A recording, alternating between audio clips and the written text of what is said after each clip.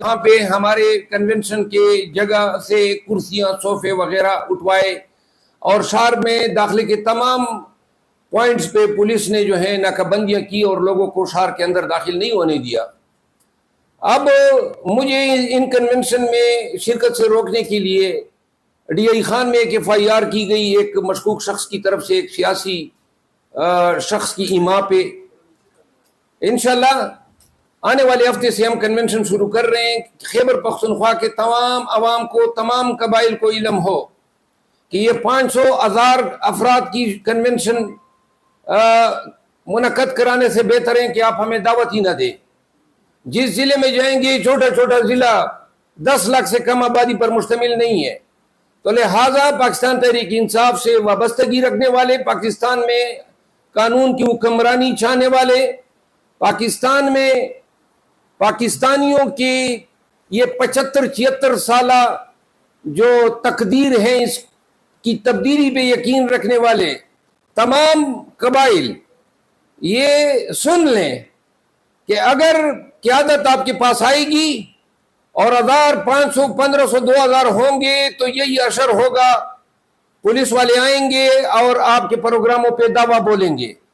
لہذا ہر ضلع سے اور ساتھ میں جو نیبرنگ اضلاع ہیں وہ کنونشن کے دن بھاری تعداد میں اس جائے پروگرام پہ پہنچے جہاں پروگرام یا جہاں کنونشن کے لیے جو جگہ منتخب ہوئی ہوگی، اور اگر آپ 20-25 ہزار سے کم آئیں گے تو یہ قوتیں، یہ پولیس، یہ طاغوتی طاقتیں ہمیں اپنا حق ایکسرسائز کرنے نہیں دیں گے۔ تو لہذا اب آپ کی پاکستان تحریک انصاف سے آپ کی حمایت جو ہے وہ لفاظی تک محدود نہیں ہونی چاہیے۔ سب نے کنونشنز میں آنا ہوگا، پرائیویٹ پراپرٹیز میں ہوگی، کوئی ہم قانون میں ہاتھ میں نہیں لیں گے۔ کرتے ہوئے یہ یقینی بنائیں گے کہ اس میں پاکستان کی سلامتی کی باتیں ہو۔ لہذا جب آئیں گے آپ کے شہر میں تو پھر آپ نے بڑی تعداد میں آنا ہے۔ یہ 100,000 نکل کے آپ ہمیں شرمندہ نہ کریں۔ 25,000 سے کم کنونشن، کیونکہ ہمیں علم ہے ہزاروں کی تعداد میں ہر ضلع سے لوگ ہم سے رابطہ کر رہے ہیں۔ صرف بلانا نہیں ہوگا، آپ نے خود بھی آنا ہوگا، اپنے دوستوں کو نکالنا ہوگا، قانون کی حکمرانی کے لیے ہر پاکستانی کو نکلنا چاہیے۔ کنونشن کے بعد ہم جلسے کریں گے اور یہ ہمارا حق ہے، کوئی ہمیں ایرانی کی نظر سے نہ دیکھے۔ جب ہر پارٹی کر سکتی ہیں تو ہم کوئی مریخ سے نہیں آئے ہوئے ہیں اور نہ کوئی ہم ہندوستان کے باسی ہیں۔ یہ ہمارا حق ہے، ہم ایکسرسائز کریں گے، ڈنکی کی چوٹ پہ کریں گے۔ جو لوگ پرچے کروا رہے ہیں مزید کروا لیں، لیکن ہماری ہمت کو آپ دیکھ لیں، ہماری استقامت کو۔ ہم کنونشن بھی کریں گے، جلسے بھی کریں گے، الیکشن بھی لڑیں گے۔ جو یہ کہہ رہے ہیں کہ پاکستان تحریک انصاف کو امیدوار نہیں ملیں گے، امیدواروں کی قطاریں لگی ہوئی ہیں، اور آپ کو تب حیرانی ہوگی جب پورا پاکستان کیمپین کے دوران پاکستان تحریک انصاف کے لیے اٹھ کھڑا ہوگا۔ پورا پاکستان اٹھ کھڑا ہوگا قانون کی حکمرانی کے لیے۔ یہ 76 سال کی غلامی کو اب ہم نے حقیقی آزادی میں تبدیل کرنا ہے، اور یہ ہم لے کے چھوڑیں گے۔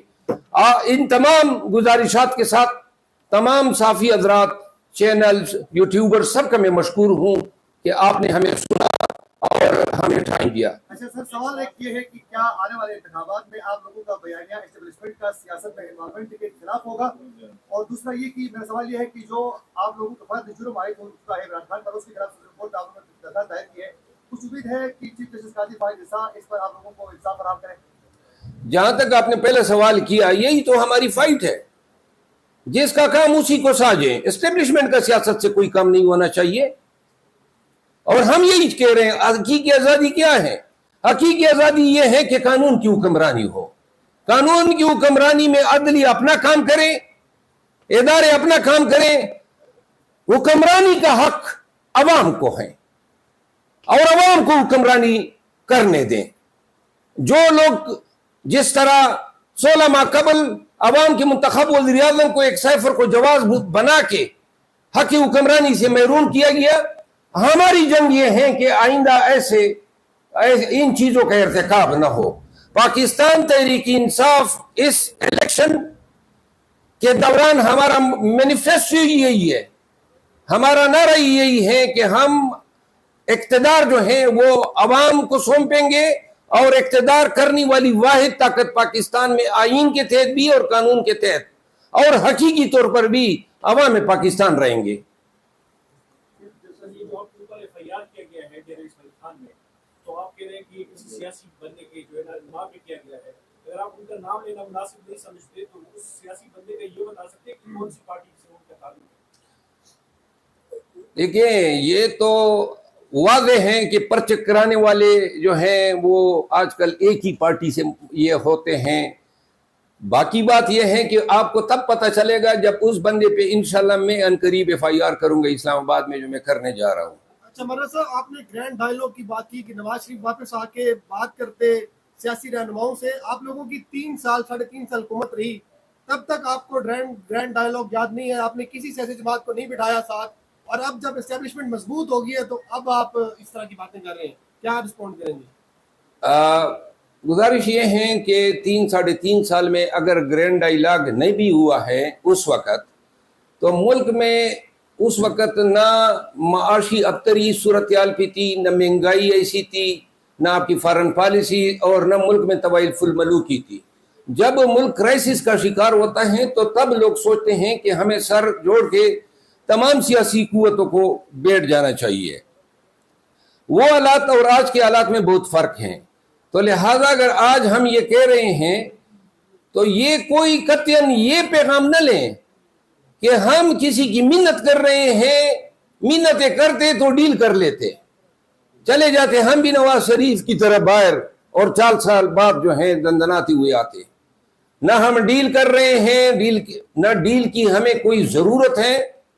اور اگر ہم آج بات کر رہے ہیں تو پاکستانیوں آپ کو سوچنا چاہیے کہ کیا یہ ملک مزید پولرائزیشن کا متحمل ہو سکتا ہے؟ نہ PTI رہے گی اور نہ نون لیگ رہے گی اگر پاکستان نہیں رہتا ہے.